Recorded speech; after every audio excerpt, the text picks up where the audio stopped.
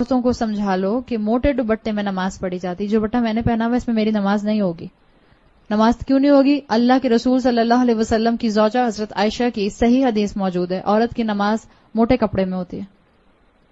آپ کا نماز کا ایک الگ کپڑا ہونا چاہیے. میں اس کپڑے میں، اس دوپٹے میں نماز نہیں پڑھ سکتی ہوں، نماز نہیں ہوگی. پھر اگر میری سلیوز یہاں تک چڑھی ہوئی ہیں اور میری رسٹ کھلی ہوئی ہے، میری نماز نہیں ہوگی. میری نماز کے لیے میرا سطر پورا کور ہونا، کور ہونے کا مطلب ریپ ہونا نہیں ہے. دیر is a difference between rape ہونا اور کور ہونا. ریپ والا نہیں، میوزک والا ریپ نہیں، ڈبلیو والا ریپ. ایک ہوتا ہے میں اس گھڑی کے گرد ایک چیز ریپ کر دوں ایسے کر کے، اور میں نے اس کو بالکل ٹائٹ کر دیا، اب یہ ریپ ہے. صحیح، یہ ریپ ہے. اور اگر میں نے اس کو بس ایسے کر دیا، اب کور ہے. So there is a difference between to wrap something and to cover something. جب عورت کو نماز پڑھنی ہوتی ہے تو اس کو اپنے آپ کو ریپ نہیں کرنا ہوتا، اس کو اپنے آپ کو کور کرنا ہوتا ہے. سو برائے مہربانی اگر آپ اسکنی جینز پہنتی ہیں، یا اگر آپ ٹائٹ لیگنز پہنتی ہیں، یا اگر آپ ایسا چوڑی دار پجامہ پہنتی ہیں جس کو اتارنے کے لیے آپ کو کشتی لڑنی پڑتی ہے، تو پلیز اس کے اندر نماز نہیں ہوتی ہے. یا تو پھر اپنا کوئی اسکرٹ بنائیے، عبایا بنائیے جس کو آپ نماز کے ٹائم پر پہن لیں. اول تو پلیز وہ پہنے بھی نہیں. اتنا دل سے دعا نکلتی ہے اللہ ہم سب کی بچیوں کو ہدایت دے. وہ لباس جو ہمارے جسم کی ایک ایک ساخت کو واضح کر دے، وہ لباس آپ گھر میں بھی نہیں پہن سکتے. بیٹی باپ کے سامنے پہن سکتی ہے؟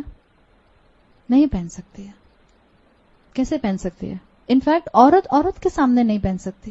اتنے بڑے بڑے چاک پہن لیتے ہیں ہم، اور پھر ہمارے اوپر تک سلٹس ہوتے ہیں، اور وہ ہمیں تھائیز اپنی فل ٹائٹ لیگنز پہنے ہوئے ہوتے ہیں. عورت کے سامنے سطر کیا ہے؟ نیول ٹو نی، ناف سے لے کر گھٹنوں تک. یہ آپ کسی عورت کے سامنے بھی نہیں کھول سکتے انٹل انلیس کہ آپ گائنوکالوجسٹ کے پاس جا رہی ہیں یا ڈاکٹر کے پاس جا رہی ہیں. اور ہمارے یہاں کتنا کامن ہے انڈر لیگز ویکسنگ کروانا. اٹس حرام، فاربیڈن، ناٹ الاؤڈ. نماز کے لیے موٹی چادر استعمال کیجیے. نماز کے لیے ایسی چادر استعمال کیجیے کہ جس میں آپ سر سے پاؤں تک کور ہو جائیں. اگر آپ نے ڈھیلا لباس نہیں پہنا ہوا ہے، کوئی عبایا رکھ لیجیے اپنا، کوئی اسکرٹ بنا لیجیے اپنا. اس چیز کا احساس کیجیے. یہ تو میں لباس کی بات کر رہی ہوں. عورتوں نے نیل پالش لگائی ہوتی ہے اور کئی کئی دن سے لگائی ہوئی ہوتی ہے.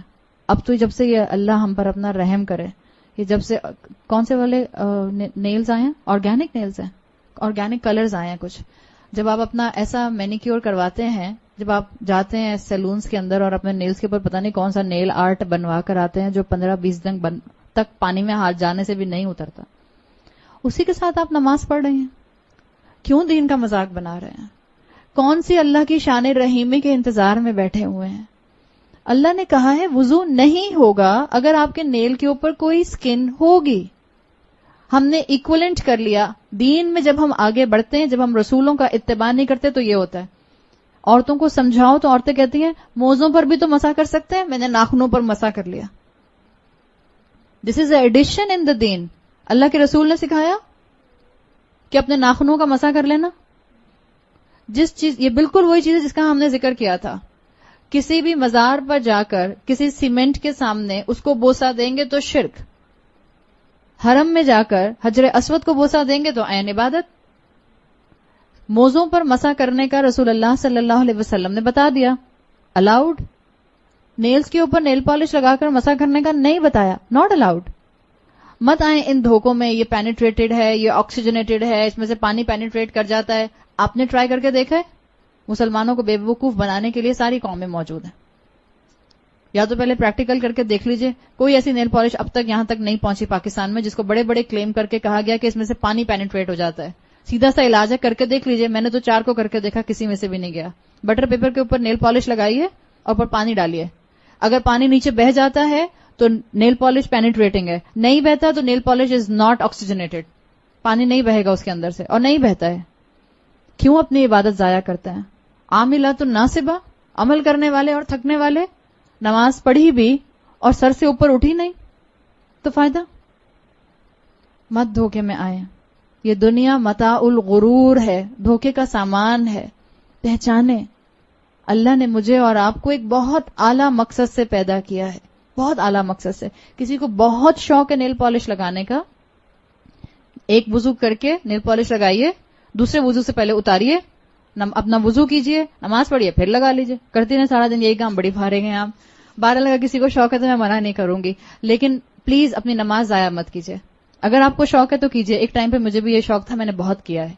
اتنا ہی شوق تھا مجھے کہ میں ہر نماز سے پہلے نیل پالش اور ریموور سے اتارا. اس وقت تو پیل آف نہیں آتی تھی, اب تو پیل آف آ گئی ہے, تو آپ پیل آف اتار دیجئے, وضو کیجئے دوبارہ, پھر لگا لیجئے اگر آپ کو بہت شوق ہے. مگر آپ کا وقت یاد رکھیے گا اللہ کے ہاں حساب کے قابل ہے. اللہ پوچھے گا کہاں وقت لگایا؟ اب کہ اللہ 5 وقت نماز پڑھتی تھی اور 5 مرتبہ نیل پالش لگاتی تھی اور اتارتی تھی. اللہ کی شان رحیمی کا دھوکہ مت کھائیں پلیز. اللہ تعالیٰ نے مجھے اور آپ کو گناہوں میں انوالو ہونے کے لیے اپنے شان رحیمی کو سامنے نہیں رکھا.